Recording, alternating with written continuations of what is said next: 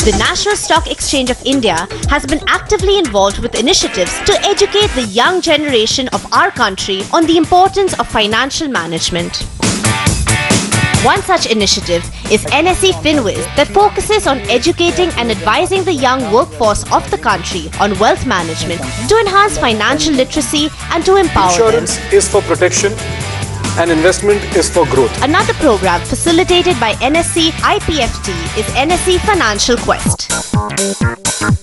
This inter-school financial quiz contest goes an extra mile by educating the young students on fundamentals of finance. On the buzzer, what is this?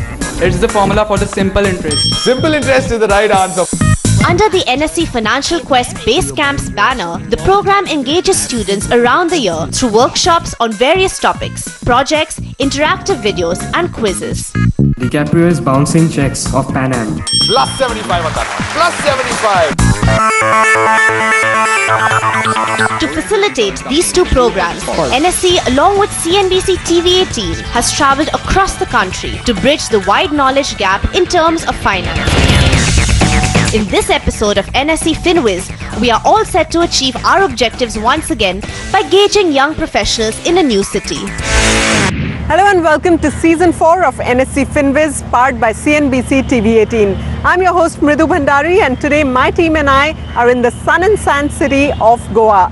We are headed to the headquarters of one of the largest globally diversified metals and mining companies, Vedanta. Vedanta Limited, formerly known as Sesa Sterlite Limited, is one of the world's largest diversified natural resources company.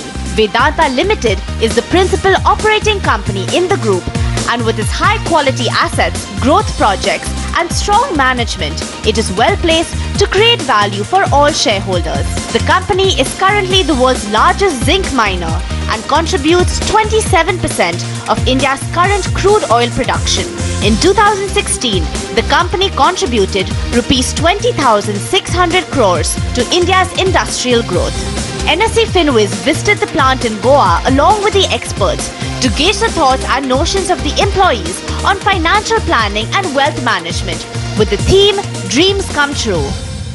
I have already started investing. I invest in fixed deposits. I'm starting to invest in SIPs and mutual funds. I already have a recurring deposit and normal cash savings. For me, since I have just started earning, everything, I have no savings from the background. So every expenditure that comes for me have to be covered from my current incomes. So I think it's really important to have both short-term investments, that is money in bank, so that you can cover sudden expenditures, and also to invest for future. In the short term, I'm planning a foreign education, so I'm looking for a good return in the short term. Long term, I have not planned as yet, but I will be planning soon. Hello and welcome to Season 4 of NSE FinWiz, powered by CNBC TV-18. I'm your host Mridu Bhandari, and today we're at the headquarters of Vedanta in Goa, and I'm joined by a set of experts to conduct a financial planning and wealth management course here for the employees. Joining me on the show today are Ankur Kapoor, founder of Plutus Capital, and Harshvardhan Roongta, CFP at Roongta Securities. Welcome, gentlemen. It's a pleasure to have you with us on CNBC today. First off, the general trend in India is to really start investment planning at a later stage, and we're joined here by a lot of young professionals, some of them in their first jobs, some of them having just joined work yesterday. When should they start their investment planning? Is there an ideal age, if at all? Harsh, would you like to start? Well, Mridu, if we talk about retirement planning, let's understand that this is an event in life which is certainly going to happen. If nothing else happens, nothing unfortunate happens to you in your life, you're definitely going to retire. Now the question is, if this is a most certain event to happen at a particular age that is also known to you, why wouldn't you start saving for it as early as possible? You know, if you were to invest 1,000 rupees today, from today for a period of 30 years, and you invest in a product that generates about 14% returns annualized. So that is, when talking about long-term investments, is going to be equity. Equities generate about a 14% on a long-term basis. So we say 1,000 rupees invested for a period of 30 years, which generates 14% annualized return, will accumulate into a corpus of 54 lakhs. If you decide that, you know, it's too early for you, it's time to enjoy, fair enough, and you say, I will do this 5 years hence from now. Right. The same 1,000 rupees invested for 25 years will now not give you 54 lakhs, but the corpus will reduce to 26.5 lakhs. So a delay of 5 years reduces the end corpus by more than half. Wow. So that's the advantage of starting early, and that's the power of compounding. So freshers, young people, or anybody for that matter, the earlier you start, you will have time to your side and you can take the advantages of compounding, which is known as the eighth wonder of the world. Just to get a sense of the kind of audience profile we have here, if I can just have a show of hands, how many of you are under 30? Okay, that's almost the whole room. How many of you are actively saving every month? Quite a few out there. But just to bring in Ankur at this point, this is a generation that really dreams big, that wants everything, that, you know, everyone wants a good house, wants a car, possibly an overseas trip every year. You want to put your children through good schools. So how does one go about setting goals in financial planning? Well, broadly speaking, the way you should think about goals is you need to do a hierarchy of goals.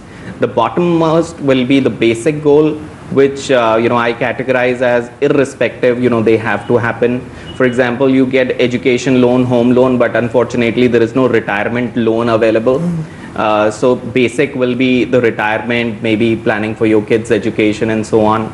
The next stage would be desire. Say going on a foreign vacation will belong to that desire category. The last category would be more aspirational. Let's say I want to start a venture in 10 years, 5 years, will be more aspirational. Right. So you need to think of hierarchy when you're planning for your different goals, so that you structure your goals accordingly with respect to the portfolio you need to create for each goal. So as you fill the portfolio for these goals, basic needs to be looked at in the first go. Right. Followed by desire and then the aspiration. Right. Every year an employee possibly wants at least a week off to someplace nice, spending a sizable amount of savings, but at the same time you don't want to touch the savings that you're doing for your house or your car or your whatever other need that might be coming up. So how do you really balance these? So well, this is actually a very important aspect of financial planning. So there are two things. One is an investment planning. Investment planning is basically deciding where your money gets invested, which product. Financial planning is often confused with investment planning. However, financial planning is a broader term, which actually incorporates these desires of even traveling overseas, taking a holiday, or whatever for that matter. So what financial planning does is allocates a certain budget towards all your requirements, which could be needs, aspirations, or even desires. So the idea is, if you first draw up an investment plan, okay, so currently you're getting a salary in your hand, you get some income at the end of the month. The question is, when that money comes into your hand, a certain portion is already deducted as tax. You are managing all your expenses within the amount which is coming into your hand. Right. Why don't you take one step further and think that another 20% is not coming into your hand? So you allocate mentally, you block yourself saying that another 20% is not coming, and that 20% goes into for investments. Just save a 20% from your first salary. All your goals invariably will met with that 20%. And 20% of not your first salary, 20% of all the increments that you keep getting in the course of your career. All right. On that note, we're going to take a short break on NSE FinWiz here on CNBC TV-18. When we come back, we'll hear all about retirement planning and how to build that sizable corpus for your senior years. Stay with us.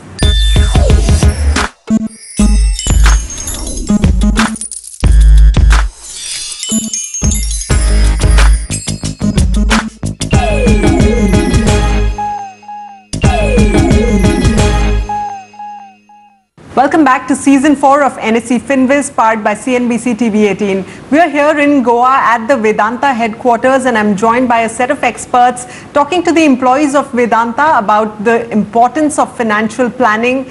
And in this particular segment, we're going to talk particularly about retirement planning and building a sizable corpus for the senior years. Ankur, what are some of the good investment vehicles as far as retirement planning is concerned? Well, a lot of people are aware that provident fund contribution happens at the employer end in most of the employment. So that is one vehicle which you should just consider purely for retirement. Don't think of borrowing against PF or anything. In case someone is self-employed, then there is something called NPS. And I strongly believe that NPS can be combined for people in employment also. Right. This should be considered purely for retirement. So this has a lock-in period as well, in a way, for many years, right? Till 60 you cannot withdraw from NPS. So that is on the safe investment side, purely from retirement point of view. But the PF contribution, or what people save for their income taxes under Section 80C and all, that's not good enough for you to retire comfortably. You know, that's not good enough amount given our inflation and given the lifestyle changes we are in. Additionally, you need to support it through a regular investment into equity. The reason we spoke about equity is it's a long-term investment and it will help you grow your wealth tremendously well. And if you combine it with, you know, PF, NPS combination with the equity side, it will grow really well. And I'll again point out that equity investment I'm talking about is a diversified equity, right, and not a direct equity that most of the people think.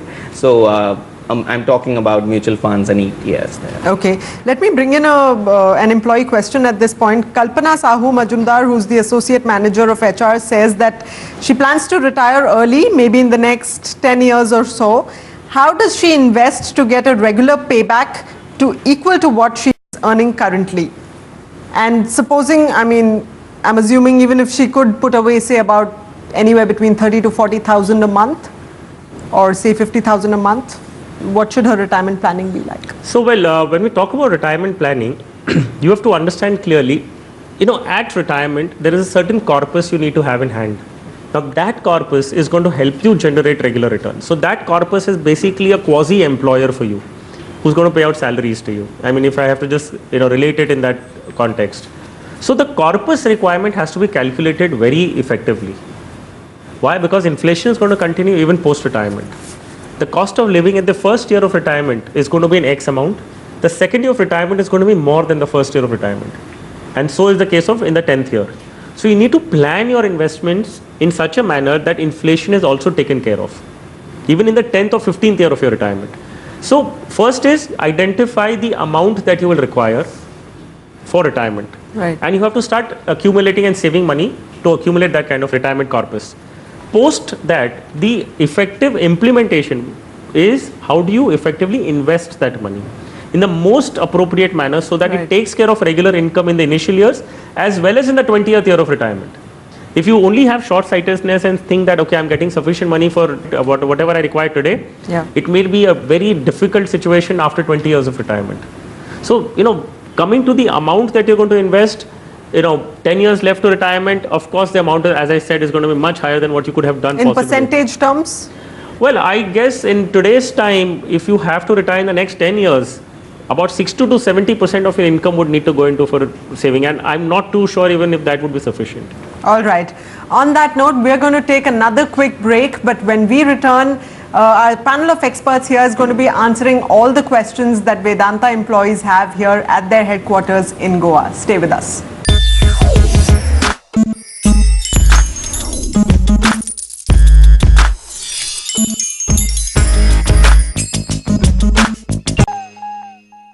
Welcome back to Season 4 of NSE FinWiz, powered by CNBC TV-18. We're in Goa at the Vedanta headquarters, and I'm joined by a set of experts here who are carrying out a financial planning and wealth management workshop for the employees. And in this segment, we're taking questions from the employees.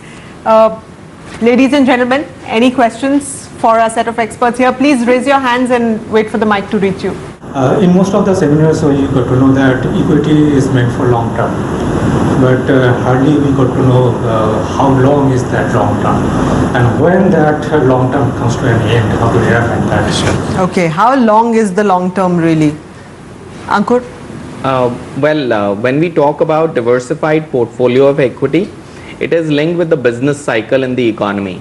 So on an average, we see around 7 to 8 years vaguely as a business cycle in India. So long term should be anything beyond this. However, just remember one thing, you invest instead of 7 years, you invest for 14 years, you get the benefit of compounding there, right? The growth will be a lot more. But just answering, if you have to invest into equity, have a horizon of 8 to 10 years bare minimum if you're investing into it. All right.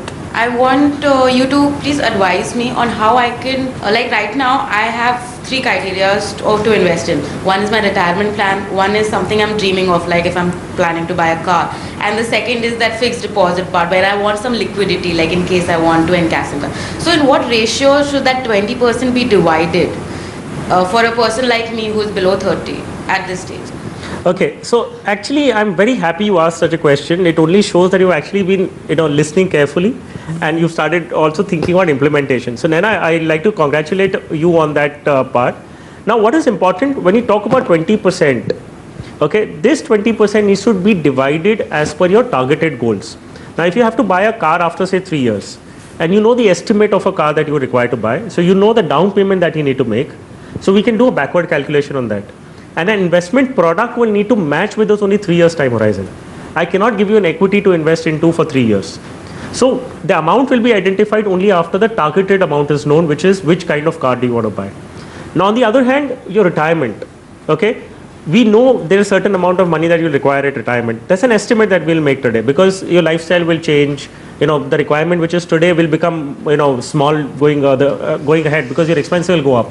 So you'll need a higher corpus later on. So even if a 10% you set aside for retirement and all other things you try and manage within other 10%, because retirement deserves that kind of 50% allocation.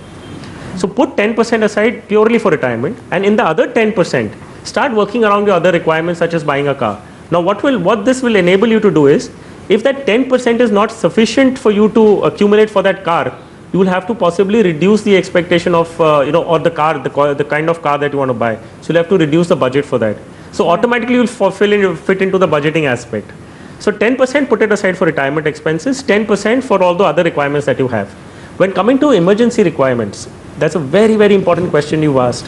How do you, there is some kind of money that you require for emergencies. You need to start accumulating towards that. Ideally, you should have about 3 months because you're in a organized sector employment. I would say have an emergency corpus of about 3 months of your expenses. So whatever your mandatory expenses are, try and make sure if it's 20,000 a month, just make sure you have about 60 or 70,000 rupees available in the form of a fixed deposit or a liquid fund. So that can be pulled out whenever you need. If you're in an unorganized sector, the requirement would be 6 months of basic expenses. Right. So for you, 3 months basic expenses and emergency fund requirement, 10% goes for retirement, and whatever is left, try and buy a car in that much amount. Okay, I hope that answers your question, and thank you all for being a very participative audience here today. Thank you very much, gentlemen. With that, it's a wrap for this episode of NSE FinWiz on CNBC TV-18. I hope those insights help you grow your money better. Thanks for watching. Until next time, it's goodbye.